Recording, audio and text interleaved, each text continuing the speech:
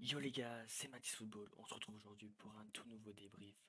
Le deuxième débrief de cette journée, donc entre la Pologne et l'Argentine. Victoire de but à 0 des Argentins après un but directement à la reprise de cette deuxième période de McAllister et de Julian Alvarez. Une première mi-temps avec un Chesney on fire. Et donc on a maintenant nos deux autres huitièmes de finalistes qui seront l'Argentine et la Pologne. Donc le classement qui a bougé, la Pologne qui était première mais qui perd ce soir, il retombe deuxième, et l'Argentine qui monte première. Ça se rajoute jusqu'à la dernière minute avec le Mexique qui avait la même différence de but jusqu'à la 97e minute et ce but encaissé face à l'Arabie Saoudite. C'était tout un délire, un moment dans la soirée, ça parlait même de carton jaune et tout pour faire la différence. C'était tout un délire les mecs. Mais c'est bien la Pologne, même avec cette défaite, qui passera au prochain tour.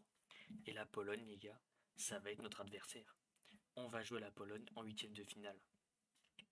La Pologne, c'est toujours mieux que l'Argentine. L'Argentine, elle jouera vraiment certainement l'une des équipes les plus faibles de ces huitièmes de finale. L'Australie, voilà, qui a réussi à passer. On ne sait même pas comment, par quel miracle. Voilà, en battant le Danemark et en battant la Tunisie.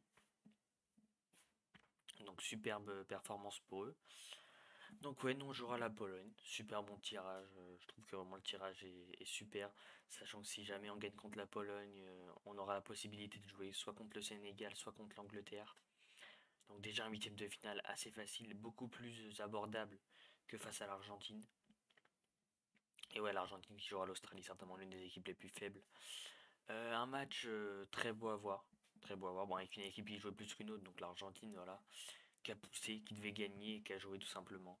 Avec un Messi en forme, avec un Julian Alvarez voilà, qui a mis un superbe but, McAllister pareil.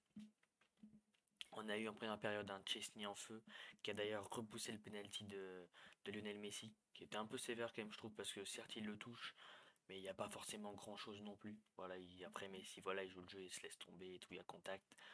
Même si je trouve que le contact est pas énorme, ça peut ne pas se siffler, mais l'arbitre a décidé de le siffler. Et on va dire que le talent de Chesney a fait qu'il l'a arrêté. Donc pour Chesney, c'est deux pénaltys concédés et deux arrêtés.